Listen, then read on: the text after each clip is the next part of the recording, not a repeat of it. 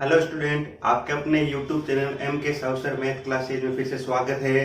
पिछले वीडियो तक हमने एक्सरसाइज 1.2 के जो एग्जाम्पल थे 7, 8, 9, 10 वो हमने कंप्लीट कर लिए थे। आज है एक्सरसाइज 1.2, उसके क्वेश्चन आंसर करेंगे। ठीक है, तो मैंने पहला क्वेश्चन जो है बोर्ड के ऊपर लिख दिया है, फिर उसका हम सॉल्यूशन करेंगे। ठीक है, तो देखिए पहला क्वेश्चन नंबर 1, यदि ए 1, 2, 3, 4 समुच्चय B A B C D ये वाला समुच्चय हो तो ए से बी में परिभाषित आपको 4 एक के आसादक फलन ज्ञात करने हैं। कितने? 4 एक के आसादक फलन ज्ञात करने हैं तथा उनके प्रतिलोम फलन भी ज्ञात करने हैं। हमें कौन से फलन बनाने हैं? एक के आसादक फलन बनाने हैं, क्योंकि एक के आसादक फलन बनाएंगे तो ही उनके प्रतिलोम फलन ज्ञात हो पाएंगे। तो एक बार इसको कर लेते हैं। देखो वेन डायग्राम के द्वारा आसानी से समझ में आ जाएगा। देखो यहां पर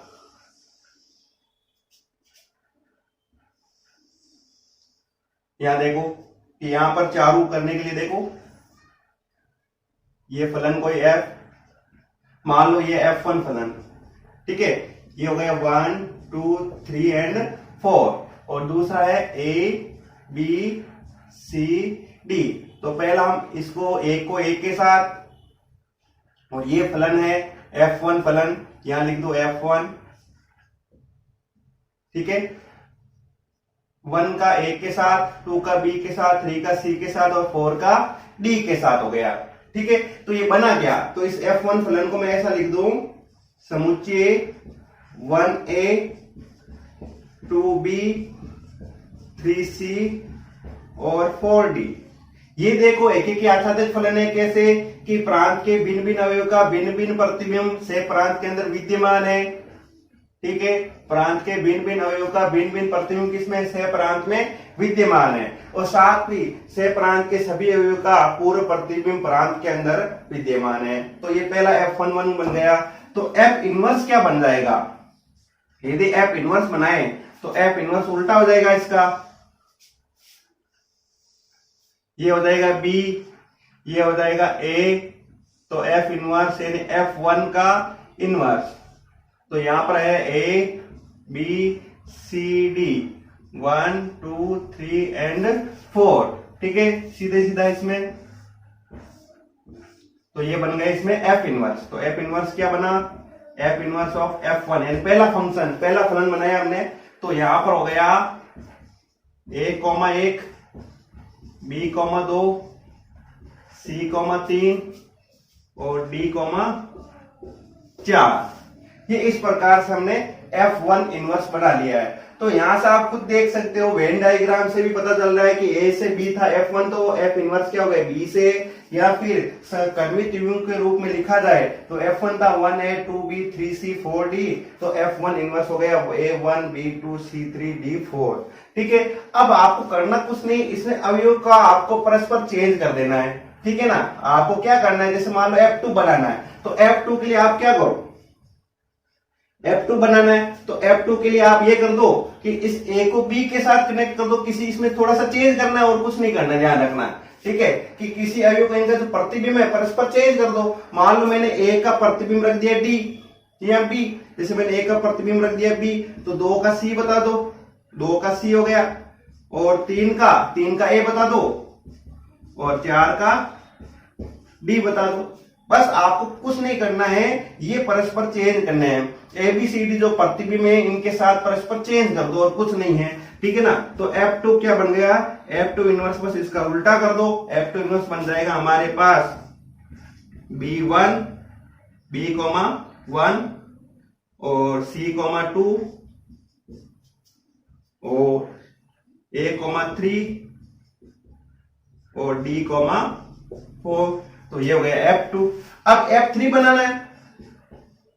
आप 1 के साथ दूसरा रख दो, 1 के साथ C रख दो, 1 के साथ क्या रख दो? C रख दो। तो क्या हो जाएगा? 2 के साथ कुछ भी रख दो, A रख दो, 3 के साथ B रख दो, और 4 के साथ D रहने दो। कोई दिक्कत नहीं है, आपको करना कुछ नहीं है, बस इनके ये जो प्रतिबिंब है परस्पर क्रॉस कर देने, चेंज कर देने हैं परस्पर। ठीक है, फिर F2 बन गया। तो यहाँ पर भिन्न भिन्न का सभी प्रांत के सभी अवयव का देखो प्रतिबिंब विद्यमान है, और पूर्व इसका देखो कि ए बी सी डी फिर से प्रांत बराबर परिसर हो रहा है, यानी ए भी एक ही आच्छादक फलन है, तो F2 इनवर्स क्या हो जाएगा, F2 इनवर्स हो जाएगा। देखो उल्टा कर दो कर्मित युग्म के अवयव को, कर्मित युग्म के अवयव को C1 A2 यहां हो जाएगा A2, ठीक है, यहाँ पर F3 है, ये F3 इनवर्स, A2 बाद हो जाएगा B3 और D4 ये हो गया इसमें। अब F4 बनाना है, A के साथ D लिख दो, बस हो गया चेंज, A के साथ D हो गया। मान लो 2 के साथ C रख दो, B रख दो, ठीक है, 2 के साथ C रख दिया, 3 के साथ A रख दिया, और 4 के साथ क्या बचा, B रख दो, ठीक है। आप इस प्रकार के वेन डायग्राम बना करके आप कर सकते हो। मैंने एक ही वेन डायग्राम बनाया ताकि आपको एक वाला समझ में आ जाए, ताकि उसी के अकॉर्डिंग बाकी वेन डायग्राम बना के कर सकते हो। तो F4 इनवर्स कितना हो जाएगा, F4 इनवर्स क्या हो जाएगा, D1 C2 A3 A,3 हो गया, और B4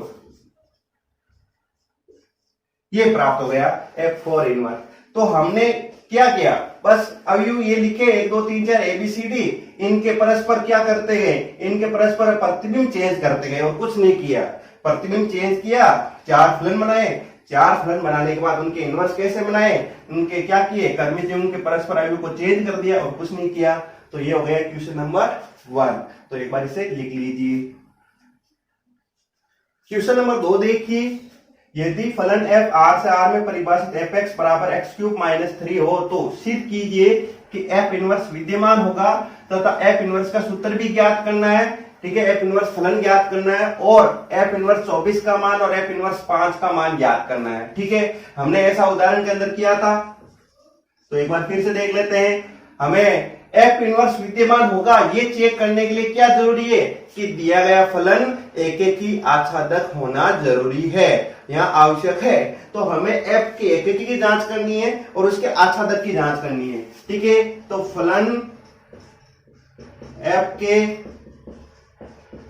एकेकी होने की जांच ये हमने लिख दी है यहाँ पर, ठीक है। तो माना x1 x2 belongs to R, यानी प्रांत से ले रखा है। यदि फलन x1 पर फलन और x2 पर फलन बराबर है, यदि फलन x1 पर और x2 पर बराबर है, तो हमें सिद्ध करना x1 बराबर x2। तो कैसे, यहां पर लिखेंगे x1 क्यूब -2 माइनस के 3 है यहां पर, और x2 क्यूब -3, तो -3 से -3 कैंसिल आउट हो जाएगा और x1 क्यूब बराबर हो जाएगा x2 क्यूब। ध्यान रखना है विषम घात हो गई, घात कैसी, विषम है और फलन R से R में, तो मैंने पिछले वाली वीडियो में बताया था।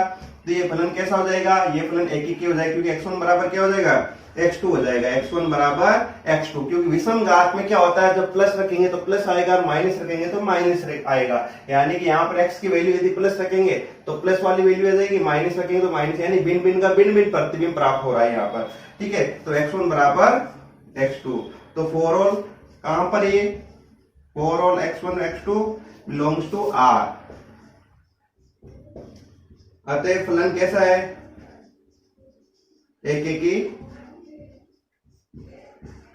फलन है, f कैसा है, एकेकी फलन है। अब फलन f के आच्छादक होने की जांच, फलन f के किसकी जांच करेंगे, आच्छादक होने की जांच, कि फलन f आच्छादक है या नहीं है। तो देखते हैं, तो यहां पर माना y बिलोंग्स टू R, क्या मानेंगे, y बिलोंग्स टू R, और यदि fx बराबर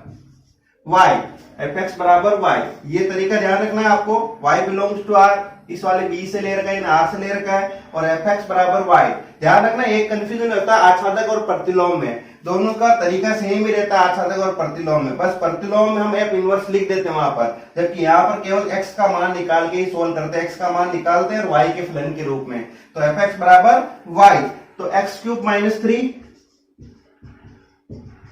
बराबर वाई, तो एक्स क्यूब बराबर हो जाएगा वाई प्लस 3, तो एक्स बराबर कितना हो जाएगा, तो x बराबर हो जाएगा हमारे पास y प्लस 3, इसकी पावर कितनी हो जाएगी 1/3, इसकी पावर कितनी हो गई 1/3, इसको ऐसे लिख देता हूं 1/3। अब यहां पर इस प्रकार का प्राप्त हुआ, y कहां से ले रखा है, y बिलोंग्स टू r ले रखा है, y बिलोंग्स टू क्या है, y बिलोंग्स टू r है, यहां पर है y बिलोंग्स टू r। तो जैसे y बिलोंग्स टू r है, यहां पर कोई भी वास्तविक संख्या लिखेंगे और उसका घनमूल निकालेंगे तो हमें एक वास्तविक संख्या प्राप्त होगी, नहीं वो या तो दशमलव में प्राप्त होगी या फिर हमें कोई पूर्णांक प्राप्त होगी या परिमेय संख्या कुछ ना कुछ प्राप्त होगी संख्या। तो यहाँ पर जो y प्लस 3 है, ठीक है, यानी इसको मैं इस प्रकार से लिख दूं कि y प्लस 3 इसकी पावर 1/3 कम से कम वो किसमें होगा, r में होगा, यानी यहां से वास्तविक संख्या लिखूंगा y की जगह तो हमें वास्तविक संख्या ही प्राप्त होगी। तो क्या प्राप्त हुआ, यहां पर ऐसे लिख दो, यदि y के सभी मान लिखें तो कम से कम यानी y का प्रत्येक मान लिखा जाए for all y belongs to r, तो कम से कम x का एक मान बिलोंग्स टू r में हो, क्योंकि ये किसका मान है, ये x का मान, तो इसकी जगह मैंने क्या लिख दिया x लिख दिया, तो कम से कम x का एक मान क्या होगा r में विद्यमान होगा। ठीक है, तो इससे क्या पता चला कि y सभी मान आ रहे हैं y के, तो y सभी मान आने का मतलब परिसर, ठीक है, परिसर के अंदर y क्या है परिसर, और परिसर किससे रिलेटेड है, सहप्रांत, यानी y के सभी मान का मतलब हो गया परिसर बराबर सहप्रांत, परिसर बराबर सहप्रांत। अतः फलन f क्या है, आच्छादक भी है। फलन f कैसा है, आच्छादक फलन है। तो दिया गया फलन f एक एक के साथ साथ आच्छादक है, तो फलन का f इनवर्स विद्यमान होगा। लिख लेते हैं, दिया गया फलन f एक एक की आच्छादक, एक एक की आच्छादक फलन है, अतः f का f इनवर्स यानी कि प्रतिलोम विद्यमान होगा। ठीक है, f इनवर्स क्या होगा, विद्यमान होगा। अब f इनवर्स निकाल लेते हैं, f इनवर्स कैसे आएगा, तो यहां पर वही कंडीशन जो हमने किया था कि माना f(x) बराबर y, तो x बराबर हो जाएगा f इनवर्स y, समीकरण नंबर 1। अब f(x) का मान कितना है, f(x) का मान है x³ minus 3 is equal to y। ठीक है, तो x³ बराबर हो जाएगा y प्लस 3, तो x बराबर हो जाएगा y प्लस 3 इसकी पावर 1/3। इक्वेशन नंबर 2 देखो, यहां तक तो सेम ही हुआ, यहां तक तो आच्छादक की तरह सेम हुआ, बस समीकरण 1 और 2 बराबर करनी है और f इनवर्स निकालना है। समीकरण नंबर 1 वे 2 से, 1 वे 2 से, तो f इनवर्स क्या हो जाएगा, f इनवर्स y बराबर हो जाएगा y प्लस 3 की पावर 1/3, y प्लस 3 की पावर कितनी हो जाएगी 1/3 हो जाएगी। ठीक है, अब देखो हमने ये फलन y के रूप में निकाला, अभी इसको मैं x में कन्वर्ट कर दूं तो क्या होगा, f inverse x, f inverse x, यहां पर x लिखा तो इस y की जगह क्या आ जाएगा, x आ जाएगा, x प्लस 3 की पावर 1/3, और f इनवर्स जहां f इनवर्स कहां से कहां परिभाषित होगा, b टू a, तो यहां पर b भी r है, a भी r है। ठीक है, तो ये प्राप्त हो गया सूत्र किसका, f इनवर्स का सूत्र प्राप्त हो चुका है, हमें f इनवर्स का मान प्राप्त हो चुका है। अब क्या पूछा गया कि f इनवर्स 24 तथा f इनवर्स 5 का मान ज्ञात कीजिए, f इनवर्स 24 और f इनवर्स 5 का मान ज्ञात कीजिए। ठीक है, तो यहां से सूत्र के अंदर सीधा ही लिख दो तो भी ज्ञात हो जाएगा, या फिर आप जो एक अवयव का ज्ञात करने का तरीका वैसे ज्ञात कर लो तो भी हमारे पास प्राप्त हो जाएगा। ठीक है, तो यहां पर करते हैं f इनवर्स 24, तो एफ इनवर्स एक्स का मान आ चुका हमारे पास। तो यहां पर x बराबर 24 लिख दूं, तो x बराबर 24 पर हो जाएगा एफ इनवर्स 24। तो एफ इनवर्स 24 का मान कितना हो जाएगा, 24 प्लस 3, इसकी घात कितनी हो जाएगी, 1/3 हो जाएगी घात। ठीक है, तो 24 3 27 की घात 1/3, तो ये हो जाएगी 3 की घात 3 1/3। 27 की घात कितनी हो जाएगी, 27 का मतलब हो जाएगा 3 की घात 3, तो 3 गुणा 1/3 कटा, प्राप्त हुआ हमारे पास 3 की घात 1। तो ये प्राप्त हो गया हमारे पास किसका मान, एफ इनवर्स 24 का मान। ये हमने डायरेक्ट सूत्र के हिसाब से ही कर लिया, सूत्र के अंदर मान लिखा एफ इनवर्स 24 निकाल लिया। यदि हमारे पास हमें एफ इनवर्स 5 निकाला तो एक्स की जगह क्या लिखेंगे, 5 लिखेंगे, सीधी सी बात है। तो x बराबर 5 पर, x बराबर 5 पर क्या हो जाएगा, एफ इनवर्स 5, तो यहां पर हो जाएगा 5 प्लस 3, इसकी घात कितनी है, 1/3।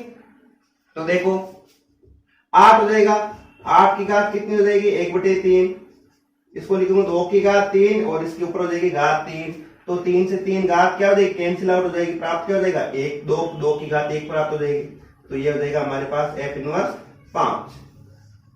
एफ इनवर्स 5 का मान देखो, एफ इनवर्स 24 का मान 3 प्राप्त हो गया और एफ इनवर्स 5 का मान कितना प्राप्त हो गया, 2 हो गया। तो इससे चाहो तो आप ऐसे समुच्चय के रूप में भी लिख सकते हो, यहां करके आप ऐसे भी लिख सकते हो। क्यों, साथ में रीजन भी लिख सकते हो, ये बिलोंग्स टू क्या है, आर है, यानी कि आर से रिलेटेड है। ऐसे दोनों तरीके, या तो 3 लिख दो या समुच्चय के अंदर 3 लिख दो जो बिलोंग्स टू आर है, इसको भी आप ऐसे लिख दो यहां करके जो आर से ले रखा है। ये दोनों के दोनों जो मान है, या तो 3 लिखो या समुच्चय और इसका समुच्चय 3 में लिख के कर दो, या 2 लिख करके समुच्चय 2 के रूप में लिख दो। तो ये प्राप्त हुआ हमारे पास एफ इनवर्स 24 और एफ इनवर्स 5 का मान प्राप्त हो गया। तो एक बार इसे समझ करके अच्छे से लिख लो। क्वेश्चन नंबर 3 देखिए, यदि फलन एफ आर से आर में निम्न प्रकार परिभाषित है, एफ एक्स, पहला क्वेश्चन इसी में एफ एक्स बराबर 2x - 3, दूसरा है एफ एक्स बराबर x³ + 5। तो सिद्ध कीजिए कि दोनों स्थितियों में एफ एक के आच्छादक फलन है तथा एफ इनवर्स ज्ञात करना है। अभी हमने क्वेश्चन नंबर 2 के अंदर ही किया था, ये वाला इस टाइप का, वहां पर -3 था, तो ये वाला सेम करना है आपको, ये वाला क्या करना है आपको, खुद को ही करना है। ठीक है, तो मैं इसका पहला बता देता हूं, F X F R to are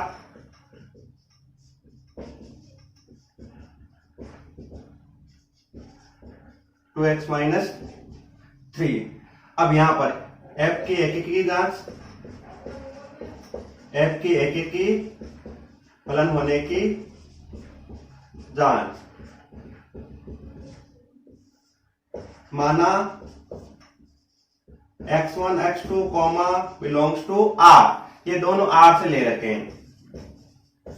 यदि fx1 बराबर है fx2 के, ये इसको सत्य माना है, fx1 बराबर fx2, तो इसके अंदर मान लिखेंगे 2x1 - 3 और 2x2 - 3, -3 से -3 कैंसिल आउट हो जाएगा, तो 2x1 बराबर हो जाएगा 2x2, तो प्राप्त हो जाएगा x1 बराबर x2, 2 से 2 कैंसिल आउट हो जाएगा, तो 4 all x1 x2 belongs to r। फलन f एक की है। ठीक है, अब f की आच्छादक की जांच, फलन f की आच्छादक होने की जांच, आच्छादक होने की जांच कि आच्छादक है या नहीं है। ठीक है, तो देखो, हालांकि सिद्ध करना है, एक चीज ध्यान रखना कि जब भी सिद्ध करने वाले क्वेश्चन में आ जाता है कि एक के आच्छादक है या नहीं है, तो आपको एक चीज ध्यान रखना होगी कि दिया गया फलन यदि सिद्ध करना है तो इसका मतलब चीज एक की भी है, आच्छादक भी है, तो वो x1 बराबर x2 जरूर होगी। सेकंड नंबर, आच्छादक होने के लिए आपको पता है कि वहां पर 4 और y बिलोंग्स टू r के लिए कम से कम एक x बिलोंग्स टू r, यदि r से r में दे रखा, ये तो जरूरी होगा जब सिद्ध कीजिए दिया हुआ होता है। तो आपको एक के आच्छादक उसे लेके ही आना है, कैसे भी करके यदि सिद्ध करना है, सिद्ध कीजिए, दोनों स्थिति में एक ही आच्छादक है तब, क्योंकि उस समय ये चीज है फिक्स है कि आच्छादक दिया हुआ जब सिद्ध करने में हो। यदि हमें ये नहीं दे रखा कि एफ इनवर्स विद्यमान है या नहीं है, यदि ऐसा पूछ लेते हैं तब आपको जांच करनी है कि आच्छादक है या नहीं है। लेकिन यदि शुरुआत में सिद्ध करना दे रखा है तो आप क्या करोगे कि उसे एक ही लेके आना है और उसे आच्छादक बनाना है। ठीक है, तो देखो माना y बिलोंग्स टू R, ठीक है, यहां लिखा देता हूं, यदि fx बराबर y, fx बराबर y, तो fx का मान कितना है 2x माइनस 3, तो 2x बराबर y प्लस 3, तो x बराबर हो जाएगा y प्लस 3/2। ठीक है, अब फिर से बात आती है कि y हमने r से लिया है, तो यहां पर मैं यदि r रखूंगा, जो भी वास्तविक संख्या लिखूंगा तो ये भी एक वास्तविक संख्या प्राप्त होगी। ध्यान रखना है कि मैंने ले लिया y बिलोंग्स टू r, तो इससे y प्लस 3/2 की वास्तविक संख्या कुछ भी लिखूंगा तो प्राप्त क्या होगी, वास्तविक संख्या प्राप्त होगी। जैसे मैंने लिख दिया 5, तो 5 3 8/2 4, तो भी x का मान 4 जो r के अंदर विद्यमान है। ठीक है, तो आप जैसे जैसे कोई भी वास्तविक संख्या लिखोगे तो प्राप्त भी क्या होगी, वास्तविक संख्या ही प्राप्त होगी। ठीक है, मान लो जैसे y बराबर लिख दिया आपने 6 लिख दिया, तो y बराबर 6 लिख दिया, तो 6 प्लस 3/2 9/2, 9/2 का मतलब 4.5, तो 4.5 का मान 6 प्लस 3/2 तो 4.5, जो x बराबर 4.5 वो r के अंदर आएगा। तो आप कुछ भी रखोगे यहाँ पर वास्तविक संख्या y की जगह, तो वापस प्राप्त परिणाम वो भी क्या होगा, वास्तविक परिणाम होगा, यानी इसका जो रिजल्ट होगा वो किस में रहेगा, r में रहेगा। और यदि मैं सभी y बिलोंग्स टू r से ले लूं तो इसकी जगह x वो क्या हो जाएगा, वो भी बिलोंग्स टू r हो जाएगा। और ये चिन्ह बताएगा हमें कि कम से कम x का एक मान पूर्व प्रतिमिया, ऐसे कह सकते हैं कि y के प्रत्येक अवयव के लिए कम से कम एक x है वो r में विद्यमान है। ठीक है, तो यहाँ पर क्या हुआ, y के सभी अवयव आ रहे हैं, यानी कि परिसर बराबर से अपरांत। ठीक है, अतः फलन क्या है, आच्छादक है। तो दिया गया फलन एक ही होने के साथ साथ आच्छादक भी है। दिया गया फलन f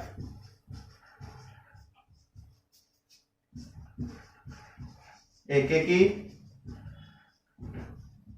आच्छादक फलन है, अतः f इनवर्स विद्यमान होगा, विद्यमान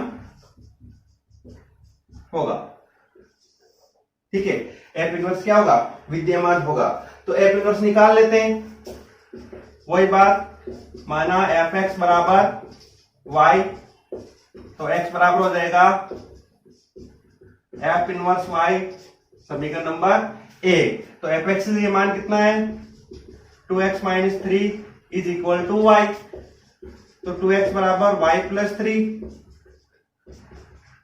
तो x बराबर हो जाएगा y प्लस 3/2, नीचे 2 अपॉन में चला जाएगा, ये हो गई समीकरण नंबर 2। आच्छादक और प्रतिलोम ज्ञात करने में फर्क इतना ही रहता है कि यहाँ पर x निकाल के रख देते हैं, जबकि यहाँ पर समीकरण 1 में 2 की सहायता से f इनवर्स बनाते हैं। समीकरण नंबर 1 में 2 से f इनवर्स y बराबर हो जाएगा y प्लस 3/2। ये तो f इनवर्स y की जगह मैं x लिख दूं, तो f इनवर्स x बराबर हो जाएगा x प्लस 3/2।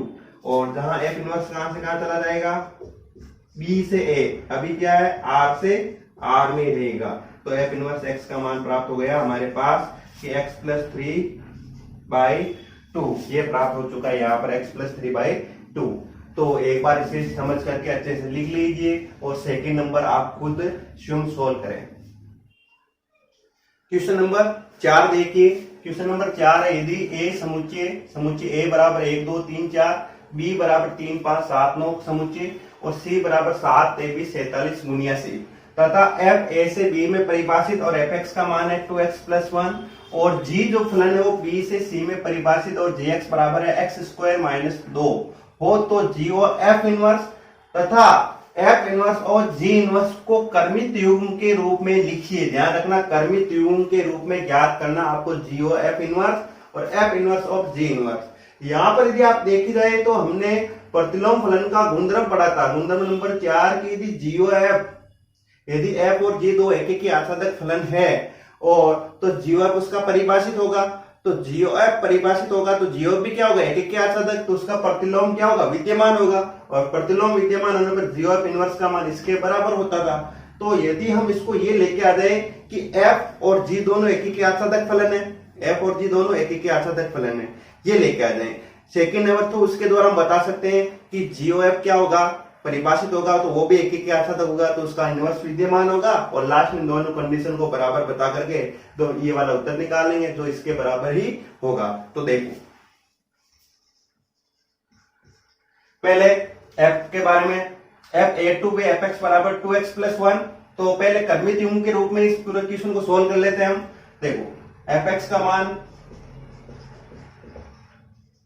2x + 1 और f कहां से कहां परिभाषित है, a to b। अब आपको a रखना है इसमें से और उत्तर जो आएगा b में से आएगा, तो x बराबर 1 पर f1 यहां से लेना है, x बराबर 1 तो f1, x बराबर 1 पर f1 कितना हो जाएगा 2 ब्रैकेट 1 और +1 बराबर हो गया 3, x बराबर 2 पर तो 2 ब्रैकेट 2 +1 बराबर हो जाएगा 5, x बराबर 3 पर 2 ब्रैकेट 3 +1 हो जाएगा कितना 7, ठीक है। x बराबर 4 पर 2 ब्रैकेट 4 +1 8 1 9। तो यहां से f क्या प्राप्त हो गया, यहां से जो f प्राप्त हुआ है वो हुआ इस प्रकार से, 1 पर 3 आ रहा था, 2 पर 5 आ रहा है, 3 पर 7 आ रहा है और 4 पर 9 आ रहा है। तो यहां से पता चला कि फलन f का प्रांत का प्रत्येक अवयव कोई नहीं छूटा, यानी प्रांत का प्रत्येक अवयव इंक्लूड हो रहा है, ठीक है ना।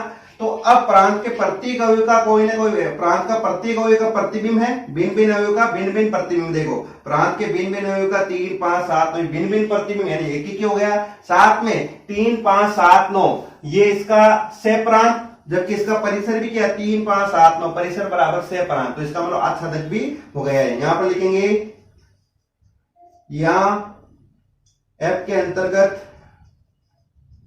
फलन f के अंतर्गत प्रांत के भिन्न भिन्न अवयवों का, भिन्न भिन्न अवयव का क्या है, भिन्न भिन्न प्रतिबिंब है,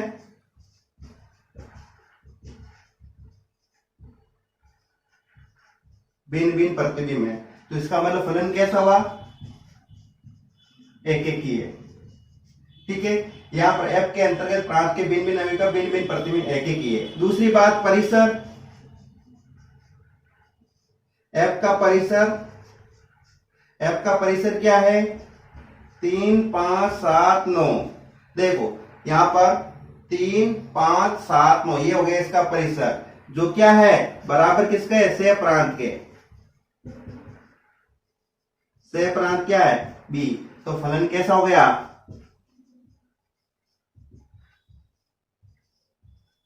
आच्छादक है। तो यहां लिखेंगे कि फलन f एक एक ही आच्छादक है, ठीक है। फलन f अतः फलन f एक एक ही आच्छादक फलन है। फलन f कैसा है, एक एक ही आच्छादक फलन है। ये हम f के बारे में लेके आ गए, फलन f दिया गया एक एक ही आच्छादक है। अब g वाले फलन की जांच कर लेते हैं। तो gx बराबर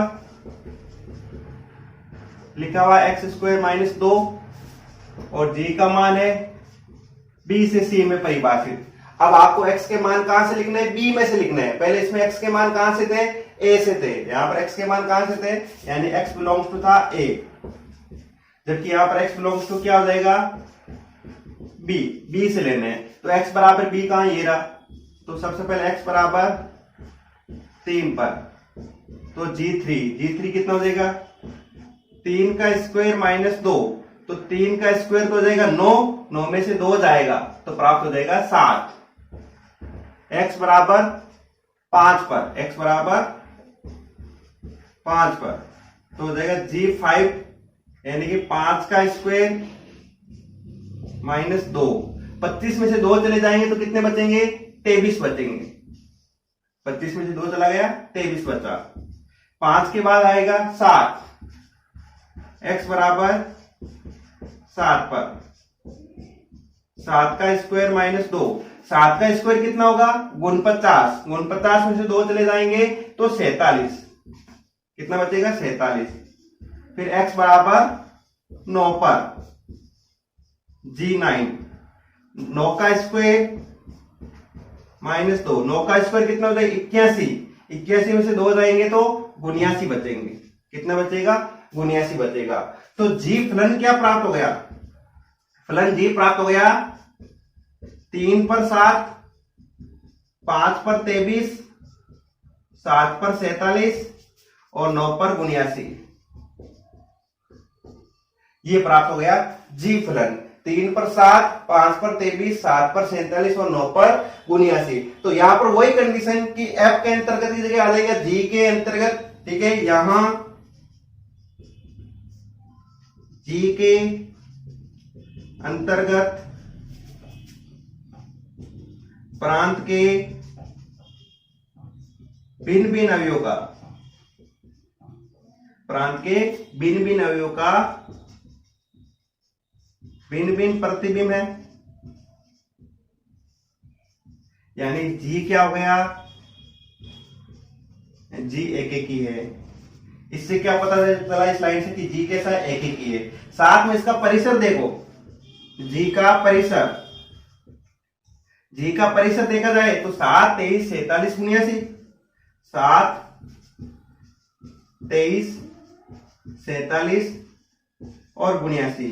ये किसके बराबर है, जी का सह प्रांत, जी का सह प्रांत। जी का सह प्रांत देखिए कितना है, सी है।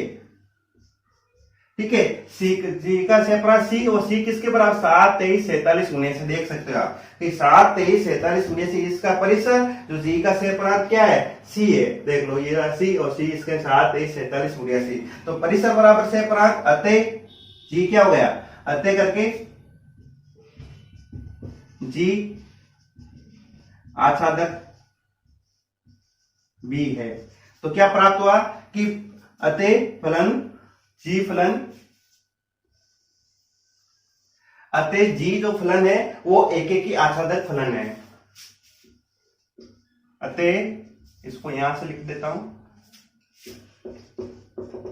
अतः फलन जी एक एक ही आच्छादक फलन है। अतः फलन जी क्या हो गया, एक एक ही आच्छादक फलन हो गया, यानी एफ भी एक एक ही आच्छादक आ गया और जी भी एक एक ही आच्छादक फलन प्राप्त हो चुका है। ठीक है, अब हमें जीओ एफ उसके बारे में देखना है कि जीओ एफ के क्या होगा। जीओ एफ, तो जीओ एफ के बारे में देखें तो जीओ एफ पहले परिभाषित होगा या नहीं होगा, वो देख लेते हैं कि जीओ एफ परिभाषित है या नहीं है। तो देखो कि एफ का परिसर, एफ का परिसर जो क्या है, B, belongs to B, belongs to B उपसमुच्चय है। जी का प्रांत वो भी क्या है, बी। अतः जीओ एफ, अतः जीओ एफ, ध्यान रखना जीओ एफ निकाल रहे हम, जीओ एफ निकाल रहे, नहीं कि एफ ओ जी निकाल रहे हैं। एफ का परिसर बिलोंग्स टू बी, तो अंदर एफ बैठ रहा, तो एफ का परिसर देख रहे हैं। बाहर क्या देख रहे हैं, जी का प्रांत, यानी बाहर वाले का प्रांत, अंदर वाले का परिसर। अतः जीओ एफ क्या होगा, ये देखो ए से बी से सी, तो जीओ एफ हो जाएगा ए से सी में विद्यमान होगा।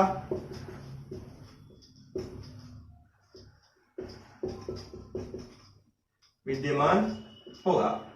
तो जीओ एफ निकाल के देख लेते हैं कि जीओ एफ बनेगा क्या। क्लियर है, तो GOF के लिए देखो, GOF x, तो G bracket of fx, G bracket of fx, fx का मान कितना है, fx का मान है 2x प्लस 1, 2x प्लस 1। अब इसको किस में लिख देना है, g में लिख देना है। किस में लिख देना है, g में। g में क्या है, x स्क्वायर माइनस 2, तो हो जाएगा 2x प्लस 1 का स्क्वायर माइनस के 2 प्राप्त हो गया। तो ये क्या प्राप्त हुआ, GOF x प्राप्त हो चुका है। ठीक है, GOF x प्राप्त हो चुका है। और यहां पर x कहां से ले रखा है, x बिलोंग्स टू a से रिलेटेड है। क्लियर है ना। अब ये तो प्राप्त हो गए हमारे पास GOF x। तो अब कंडीशन लिख लेते हैं हम। कंडीशन क्या है कि हमें निकालना क्या, इनवर्स निकालना है। क्या निकालना, इनवर्स निकालना है। तो फलन GOF हम निकाल लेते हैं कि GOF बनेगा क्या, उसके बाद उसका इनवर्स निकालेंगे। तो GOF का मान कर्मी त्रिभुज में बना लेते हैं, कर्मी त्रिभुज में क्या क्या प्राप्त होगा उसके बाद ही हम देखेंगे इसमें। तो देखो कि x बराबर 1, देखो यहां से 1 लिखेंगे, तो x बराबर 1 पर, x बराबर 1 पर क्या हो जाएगा, GOF 1, तो 2 गुणा 1 प्लस 1 का स्क्वायर माइनस 2, तो ये कितना हो गया, देखो 2 गुणा 1 2, 2 प्लस 1 3, 3 का स्क्वायर हो गया 9, और 9 माइनस 2, 9 माइनस 2 कितना हो जाएगा, बराबर 7, बराबर क्या हो जाएगा 7। x बराबर 2 पर, तो GOF 2 पर, 2 गुणा 2 प्लस 1 माइनस 2, तो ये 4 1 5, 5 का स्क्वायर हो जाएगा 25 माइनस 2 बराबर हो जाएगा 23। x बराबर 2 आ गया। x बराबर 3 पर, तो GOF 3, ये कितना हो जाएगा, 2 गुणा 3 प्लस 1 का स्क्वायर माइनस 2, 6 1 7 यानी 49, 7 का स्क्वायर 49 माइनस 2 बराबर 47, और x बराबर 4 पर, तो GOF यहां पर 4, तो हो जाएगा 2 गुणा 4 माइनस 2, 2 गुणा 4,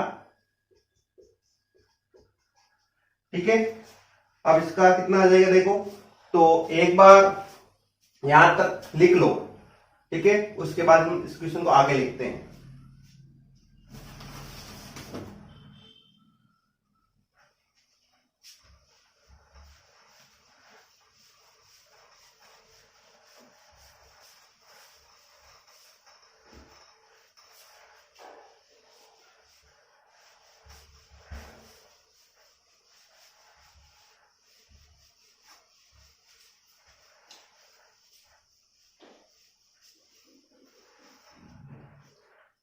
देखिए आगे, तो GOF x बराबर 4 पर कितना आया, GOF का मान x बराबर 4 पर, GOF 4, उसका मान आ गया हमारे पास 8 1 9, 9 का स्क्वायर, ठीक है 81 माइनस 2, ठीक है हो जाएगा 79 हो जाएगा, ठीक है 79। तो GOF बना क्या, तो GOF जो बना है वो बना है, देखो वो है हमारे पास 1 पर 7, 2 पर 23, 3 पर 47, और 4 पर कितना है 79, 4 पर कितना हो गया 79 प्राप्त हो गया। तो यहां पर भी देखो कि जो GOF बना है वो किससे परिभाषित है, A से C में परिभाषित है। GOF क्या A से C में परिभाषित, यानी प्रांत के भिन्न भिन्न अवयव का भिन्न भिन्न प्रतिबिंब आ रहा है, ठीक है, प्रांत के भिन्न भिन्न अवयव का भिन्न भिन्न प्रतिबिंब है, और साथ ही साथ सह प्रांत परिसर बराबर क्या आ रहा है, सह प्रांत आ रहा है। तो यहां GOF के अंतर्गत प्रांत के भिन्न भिन्न अवयवों का भिन्न भिन्न प्रतिबिंब है, ठीक है। या फिर इसको ये लिखना चाहो तो भी ठीक है, तो जियो एफ और जी, क्योंकि एफ और जी यदि दो एक ही के आच्छादक है तो जियो भी क्या होगा, एक एक के आच्छादक होगा। एक तो सीधा शॉर्टकट तरीका ये हो गया लिखने का कि यहाँ पर एफ और जी यहाँ पर एक एक के आच्छादक है तो जियो एफ भी एक एक के आच्छादक होगा। तो यहाँ पर तो सीधा ऐसे लिख दो, यहाँ पे ऐसे बता दो कि ये तो गया जियो एफ।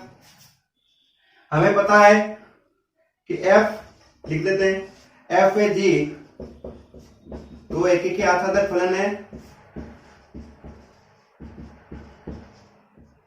हमने ज्ञात कर लिए कि एफ ए जी क्या है, दो एक एक के आच्छादक फलन है।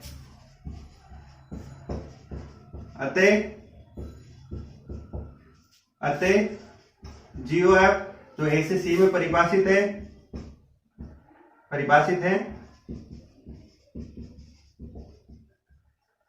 ये भी क्या होगा, परिभाषित है, ए से सी में परिभाषित है, यानी कि अर्थात जियो एफ ए से सी में परिभाषित है तो जियो एफ भी एक एक की आच्छादक होगा।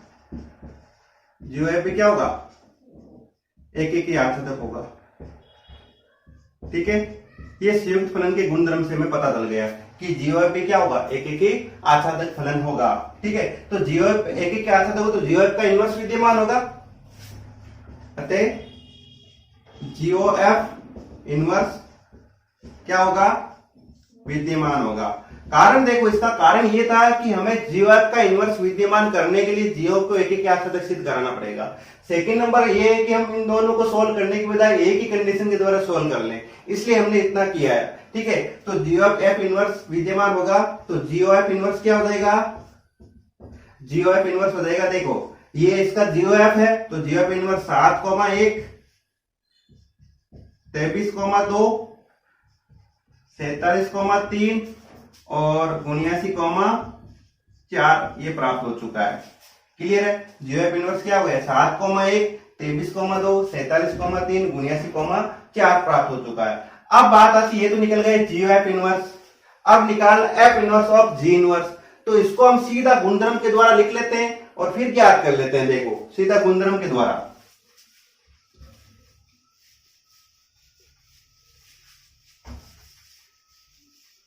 अब गुणधर्म के द्वारा देखो, गुणधर्म ये हम जानते हैं कि एफ ए जी दो एक एक की आच्छादक फलन है तथा जियो एफ परिभाषित है। ठीक है, तो जियो एफ जो फलन है, जियो एफ संयुक्त फलन है, जियो एफ भी क्या होगा, एक एक के आच्छादक होगा।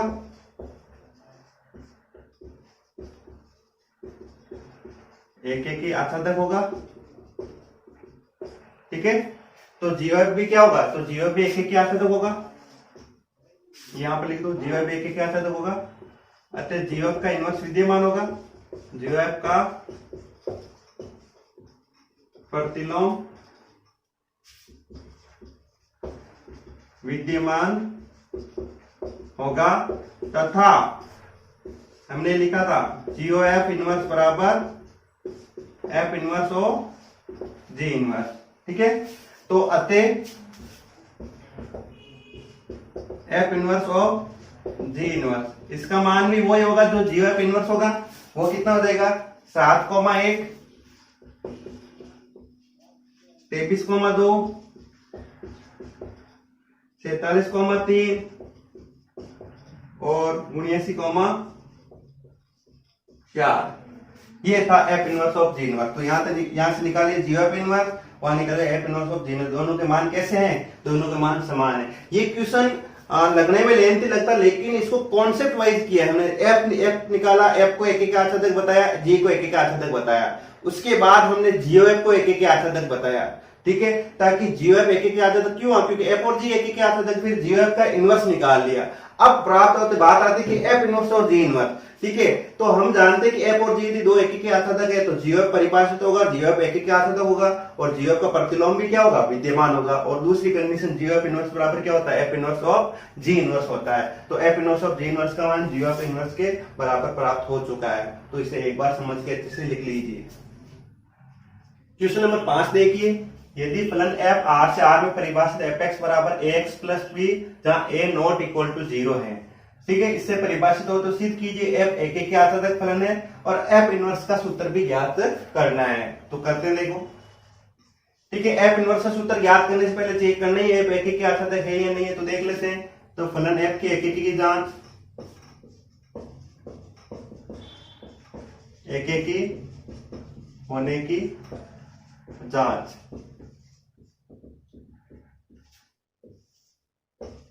माना x1, x2 belongs to r, जो प्रांत में से ले रखा है। यदि fx1 वो बराबर है fx2 के, fx1 का मान fx2 के बराबर है, तो यहां हो जाएगा ax1 प्लस b। x की जगह क्या आ जाएगा? x1 और यहां हो जाएगा ax2 प्लस b। b से b कैंसिल आउट, तो ax1 बराबर ax2, a से कैंसिल आउट यानी कि a से भाग लग जाता है तो ये यहां से हट जाएगा। तो x1 बराबर क्या आ जाएगा? x2। For all x1 x2 belongs to r। ध्यान रखना ये लिखना जरूरी, क्योंकि सभी के सभी अवयव कहां से ले रखे हैं? r में से ले रखे हैं, यानी सभी अवयवों के लिए परिभाषित हो रहा है ये। अतः फलन f एक एक ही है। अब फलन f के आसाधक होने की जांच। फलन f के आसाधक होने की जांच। ठीक है, तो यहां पर माना y बिलोंग्स टू r, यदि fx बराबर y, हमने मान लिया fx बराबर y, तो fx की जगह कितना मान है? ax प्लस b बराबर y। तो ax बराबर y माइनस b, तो x बराबर y माइनस बी बटे a, y माइनस बी बटे क्या आ जाएगा? a आ जाएगा। अब बात करते हैं कि y क्या था? r से रिलेटेड था। तो यहां पर y की जगह मान लो कोई भी वास्तविक संख्या लिखी और उसमें से कोई संख्या घटा करके a का भाग दे दिया जहां a क्या है? Not equal to 0। तो हमारे पास प्राप्त क्या होगी? संख्या जो आएगी वो वास्तविक संख्या ही प्राप्त होगी। यानी कि इसका मतलब हो गया कि y माइनस बी बटे ए बिलोंग्स टू r। कम से कम एक y माइनस बी, इसका मान r के अंदर है। तो सभी यदि y के प्रत्येक अवयव लिया जाए r में से, तो कम से कम x का मान r में विद्यमान है। यानी कम से कम x का एक मान r में विद्यमान है। तो क्या पता चला कि परिसर बराबर से प्रांत, अतः फलन f क्या है? आसाधक है। फलन f क्या हो गया? आसाधक हो गया। तो दिया गया फलन एक एक की आसाधक है, दिया गया फलन f एक एक की आसाधक फलन है, एक एक की आसाधक फलन है। अतः f इनवर्स विद्यमान होगा, यानी f इनवर्स विद्यमान होगा। f इनवर्स ज्ञात करना है हमें, f इनवर्स का सूत्र। तो वही बात है, माना y fx बराबर y मान लो, बराबर y, तो x बराबर देगा f इनवर्स y। समीकरण नंबर 1। fx का मान कितना है? ax plus b। ठीक है, तो ax बराबर y माइनस बी। ax बराबर क्या हो जाएगा? y minus B. तो x बराबर कितना हो जाएगा? y माइनस बी बटे a हो जाएगा। ठीक है, y माइनस बी बटे a। यहां तक तो देखो सेम ही, बस इसको कह देंगे समीकरण नंबर 2। समीकरण नंबर 1 में 2 से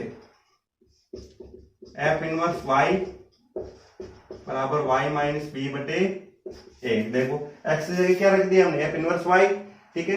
अब इसको एक्स में कन्वर्ट कर देते हैं, तो एफ इनवर्स एक्स बराबर हो जाएगा एक्स माइनस बी बटे ए, जहां एफ इनवर्स बी से ए में परिभाषित हो जाएगा। अब बी भी यहां पर आ रहा है, ए भी क्या है, आ रहा है। ये इसका सूत्र प्राप्त हो चुका है, ठीक है ना। तो एक बार इसको समझ करके लिख लीजिए। क्वेश्चन नंबर 6 देखिए, यदि फलन एफ आर से आर में परिभाषित एफ एक्स बराबर कोस एक्स प्लस 2 हो तो क्या एफ इनवर्स विद्यमान है। ये क्वेश्चन वेरी इंपॉर्टेंट क्वेश्चन है, ठीक है। और इस साल जो बोर्ड पेपर होगा हो सकता है इसमें ये क्वेश्चन आ जाए 2 नंबर का, ठीक है। तो इस क्वेश्चन को कैसे सॉल्व करेंगे, देखो हमें निकालने क्या एफ इनवर्स विद्यमान है नहीं। मैंने आपको शुरुआत से बताया साइन कोस टेन कोट, यदि आर से आर में परिभाषित हैं, साइन कोस टेन कोट मान लो ये दे रखे हैं, तो ये क्या होते हैं कि आच्छादित फलन एक ही होता ही नहीं है, ठीक है। कारण क्या होता है, क्योंकि आवर्ती फलन होते हैं। आवर्ती फलन क्या होता है, रिपीटेशन होता है, इनके मान वापस रिपीट होते हैं। तो कुछ मानों पर मतलब प्रांत के मानों पर इनके प्रतिबिंब कैसे हो जाते हैं, समान प्राप्त हो जाते हैं। जैसे मान लो मैंने लिख दिया यहाँ पर cos 0, तो cos 0 पर 1, cos 2 पाई पर भी 1 मान होगा, तो हो गए ना भिन्न भिन्न का समान प्रतिबिंब हो गया, तो एक ही रही नहीं। तो हम उसी कॉन्सेप्ट से करेंगे ऐसे क्वेश्चन को, जब भी साइन कोस टेन कोट आए तो ऐसे क्वेश्चन को हम उसी कॉन्सेप्ट से करेंगे कि 2 भिन्न भिन्न अवयव लेंगे, फिर इनका प्रतिबिंब देखेंगे कि समान है या नहीं है, ठीक है। देखो फलन एफ के एक की जांच के एक की होने की जांच,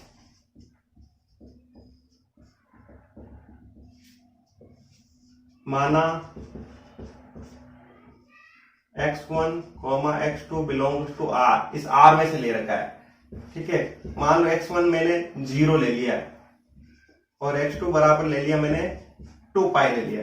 x1 का मान 0 ले लिया, x2 बराबर 2 पाई ले लिया, और इन दोनों को देखते हुए पता क्या चल रहा है कि x1 is not equal to x2। देखो मैंने एक एक ज्ञात करने के 2 तरीके बताए, इसको मैं दूसरे तरीके से बताऊंगा, ठीक है ना।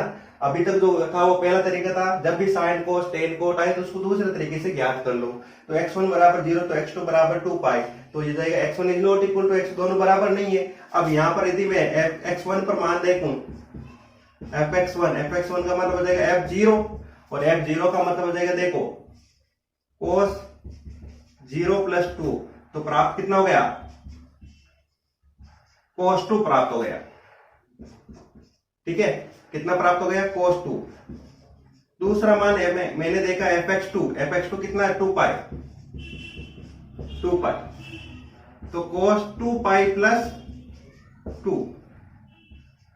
अब यहां देखो cos 2 पाई प्लस थीटा, देखो cos 2 पाई प्लस थीटा यानी cos इसमें आ रहा है, और यहां पर नो चेंज, तो चेंज होगा नहीं, cos का cos ही रहेगा, तो कितना आ जाएगा cos का cos, और 2 पाई प्लस थीटा कितना 2 आ रहा है, तो इसमें 2 ही रहेगा, और प्लस का नहीं रहेगा, पहला चतुर्थांश आ रहा है, तो हो गया cos 2 हो गया, ठीक है ना। यहाँ पर कितना हो गया cos 2। तो इन दोनों को देखने से पता चल रहा है कि fx1 बराबर fx2 आ रहा है। क्या पता चल रहा है कि fx1 बराबर fx2। तो यहां से कि भिन्न भिन्न अवयव लिए थे, दोनों अलग अलग थे, लेकिन दोनों के फलन कैसे हुए यानी मान कैसे प्राप्त हुए, समान प्राप्त हुए। मान प्राप्त होने के बाद इनके प्रतिबिंब कैसे हो गए, समान प्राप्त हो गए। तो यहां लिखेंगे, यहां फलन f के अंतर्गत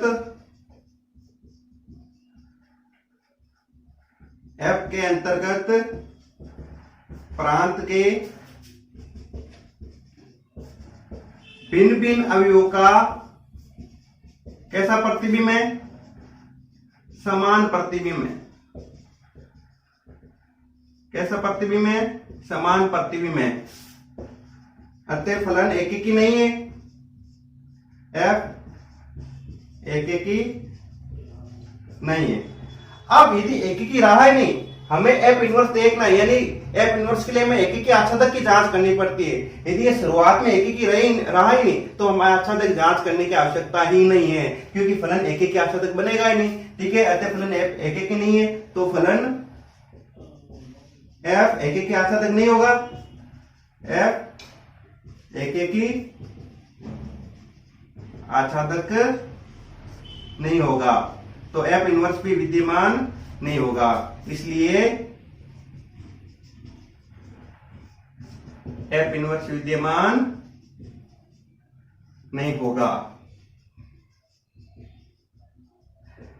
देखो एक बार फिर से कि एफ इनवर्स विद्यमान होगा नहीं, यदि शुरुआत में एक ही राह ही नहीं तो हमें आगे जांच करने की आवश्यकता ही नहीं आता था कि हम वो कह देंगे कि फलन एक एक ही नहीं है, इसका मतलब एक एक आता था, फलन भी बनेगा ही नहीं, तो वो नहीं बनेगा तो एफ इनवर्स का विद्यमान भी नहीं होगा। तो एक बार इसको अच्छे से समझ के लिख लीजिए। क्वेश्चन नंबर 7 देखिए। क्वेश्चन नंबर 7 में एफ इनवर्स ज्ञात करना यदि विद्यमान हो, यदि विद्यमान हो तो ही ज्ञात करना। कब विद्यमान होगा? जब दिया गया फलन एक एक ही और आच्छादक हो। जबकि एफ ए से बी में परिभाषित है, जहां पर हमें 3 क्वेश्चन दे रखे हैं, ठीक है ना। पहले क्वेश्चन में समुच्चय 0, -1, -3 और 2, बी है -9, -3, 0, 6, एफ एक्स बराबर 3x। दूसरे में 1, 3, 5, 7, 9 ए में और बी में 0, 1, 9, 25, 49, 81, एफ एक्स बराबर x²। तीसरा क्वेश्चन ये था कि a बराबर b बराबर r और एफ एक्स बराबर x³। तो ये क्वेश्चन था क्या, यानी इसका यदि मैं सही लिखूं तो ये क्वेश्चन कुछ इस प्रकार से था कि f r से r में परिभाषित और एफ एक्स बराबर x³ और x³ वाले क्वेश्चन हमने किए थे, उदाहरण में भी किए थे और अभी पिछले वाले क्वेश्चन में भी किए थे, x³ + 3, x³ + 5, ठीक है ना। तो ये वाला क्वेश्चन तो पुराना वाला क्वेश्चन की तरह हो गया, तो इसको तो आपको सेल्फ ही करना है, ठीक है। सेल्फ करना जैसे हमने पहले किए थे, जितने भी क्वेश्चन नंबर 2 किया था, क्वेश्चन नंबर इसके अंदर 5 किया था, उस टाइप से हमें इसको सोल्व करना है। मैं क्वेश्चन नंबर 1 और 2 करवा देता हूं, ठीक है। देखते हैं पहले का।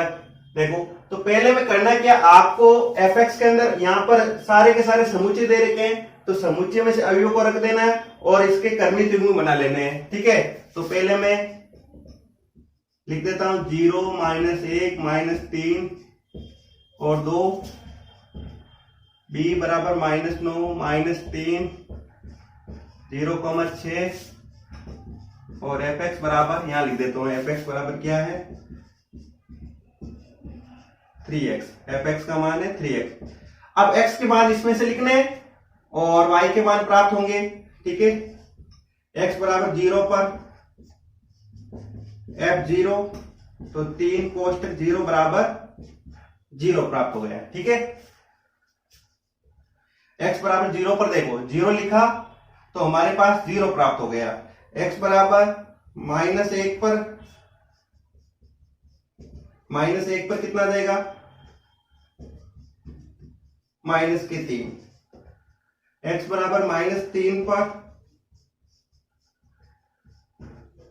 3 कोष्टक -3 बराबर -9 प्राप्त हो गए।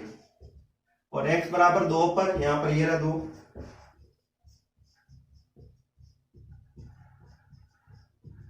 बराबर 6 प्राप्त हो गया। तो फलन f क्या बना कर्मी द्विगुण के रूप में, ये हो गया 0 पर 0, 0 पर 0, -1 पर -3, -1 पर -3, ठीक है। यहां पर देखो जो मान आ रहे हैं वो सब इसके अंदर रिलेटेड है, क्लियर है। 0, -3, -9 और 6 इस बी के अंदर प्राप्त हो रहे हैं, ठीक है। 0 पर 0, -1 पर -3, ये सारे के सारे क्या है बिलोंग्स टू बी प्राप्त हो रहे हैं। देखो ये सारे बी में ही प्राप्त हो रहे हैं सारे के सारे। तो 0 पर 0, 1 पर -3, -3 पर -9, -3 पर -9 और 2 पर कितना आ रहा है 2 पर 6 आ रहा है। तो यहां से पता चला कि प्रांत के भिन्न भिन्न अवयव का से प्रांत में भिन्न भिन्न प्रतिबिंब है। साथ में परिसर इसका देखा जाए तो 0, -3, -9 और 6 ये सभी के सभी मान क्या है बी के बराबर हैं, ठीक है। तो परिसर बराबर 6 पर है, इसका मतलब एफ क्या है कि क्या हो रहा है। तो इसकी लैंग्वेज लिख लेते हैं हम। देखो यहां पर एफ की यहां एफ के अंतर्गत प्रांत जो क्या है ए के प्रांत ए के भिन्न भिन्न अवयवों का भिन्न भिन्न प्रतिबिंब है, प्रतिबिंब है। तो एफ क्या है एक एक ही है, f क्या है, एक एक ही है। साथ में f का परिसर देख लें, f का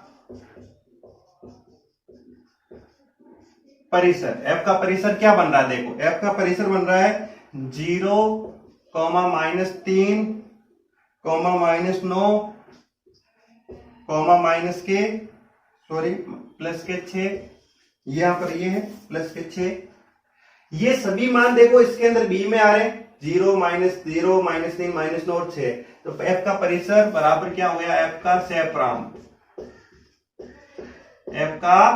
सेपरांत जो क्या है b। अतः फलन, तीर लगा करें, फलन कैसा है, फलन f आच्छादक है, फलन f कैसा है, आच्छादक है। तो दिया गया फलन f एक एक के साथ साथ आच्छादक है, दिया गया फलन f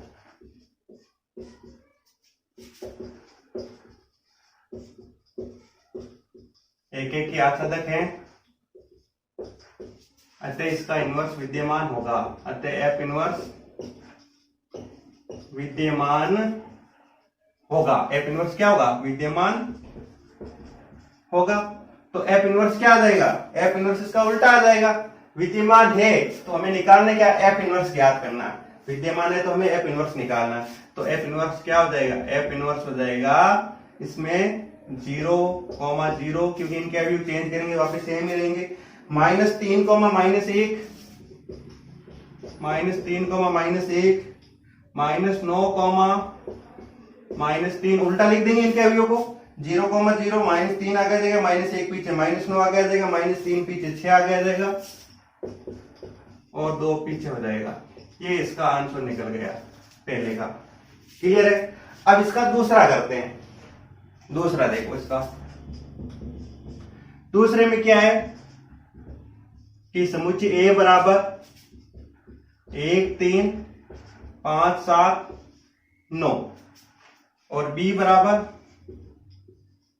0, 1, 9, 25, 49 और 81। fx का मान क्या है, x², fx का मान क्या है, x² है। तो देखते हैं x बराबर 1 पर f1 का मान बराबर 1 का स्क्वायर 1 होगा, x बराबर 3 पर f3 3 का स्क्वायर 9 होगा। ठीक है, ये सब, ये भी b में बिलोंग्स कर रहा है, ये भी b में आ रहा है। ठीक है, x बराबर 3 पर, x बराबर 5 पर, तो 5 का स्क्वायर कितना हो जाएगा, 25, 5 का स्क्वायर हो जाएगा 25, जो भी b में आ रहा है। ठीक है, x बराबर 5 पर और x बराबर 7 पर, x बराबर 7 पर देखो, तो 7 पर क्या आ जाएगा, देखो 49, ये भी b में आ रहा है और x बराबर 9 पर, तो 9 का स्क्वायर जो होगा 81, ये भी b के अंदर है। क्लियर, ये सब के सब b के अंदर आ रहे हैं। तो यहां से हमने लिख लिया फलन f क्या बना, f बना 1, 1, 3, 9, 5, 25, 7, 49 और 9, 81। यानी कि यहां पर प्रांत के भिन्न भिन्न अवयव का भिन्न भिन्न प्रतिबिंब तो है। ठीक है, f के अंतर्गत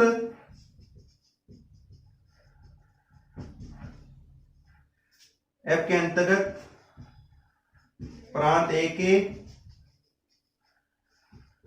भिन्न भिन्न अवयवों का भिन्न भिन्न प्रतिबिंब है। ठीक है, तो फलन कैसा है, एक एक ही है। कैसा है, एक एक ही है। क्लियर। अब इसमें परिसर देखो, परिसर क्या आ रहा है 1 9 25 49 81। एफ का परिसर तो 1 9 25 49 और 81।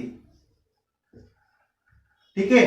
जबकि प्रांत से प्रांत क्या है इसका 0 1 9। देखो जबकि से प्रांत कितना है, से प्रांत है 0 1 9 25 49 81। क्या ये दोनों बराबर हैं? देखो कि एफ का परिसर इसमें 1 9 25 49 81, इसमें क्या आ रहा है से प्रांत में 0 आ रहा है, लेकिन यहां तो 0 नहीं आ रहा है, तो ये बराबर ही नहीं हुआ, इज नॉट इक्वल। एफ का परिसर इज नॉट इक्वल टू से प्रांत।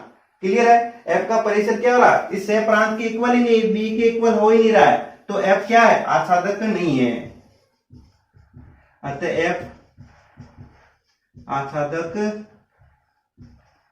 फलन नहीं है।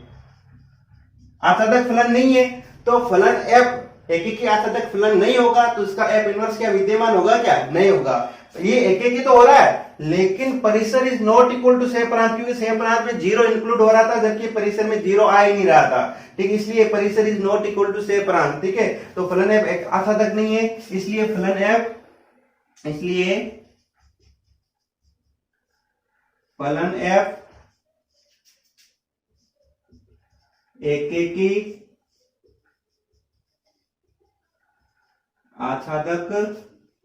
एकेकी आच्छादक फलन नहीं होगा। एकेकी आच्छादक क्या होगा? फलन होगा ही नहीं, फलन नहीं होगा, नहीं है या नहीं होगा। ठीक है, तो एफ इनवर्स विद्यमान नहीं होगा, तो एफ इनवर्स विद्यमान नहीं होगा। ध्यान रखना है कि इसका एफ इनवर्स बना मत देना, क्योंकि एफ इनवर्स विद्यमान ही नहीं है। कारण देखो कि प्रांत के तो भिन्न भिन्न प्रतिबिंब एक ही तो हो रहा है, लेकिन एफ का परिसर 1 9 25 49 81 जो बराबर नहीं है से प्रांत बी के 0 1 9 25 49 81 के। अतः एफ आच्छादक नहीं है, तो फलन एफ एक आच्छादक भी नहीं होगा, तो एफ इनवर्स भी विद्यमान नहीं होगा। ये ध्यान रखने वाली बात है। तो इसका जो तीसरा क्वेश्चन है वो आपको खुद को करना है, जो मैंने पहले करवा रखा है, जहां x³ + 2 x³ + 5, बस इसमें x³ है, इतना सा फर्क है। ठीक है, तो एक बार समझ करके इसे लिख लीजिए।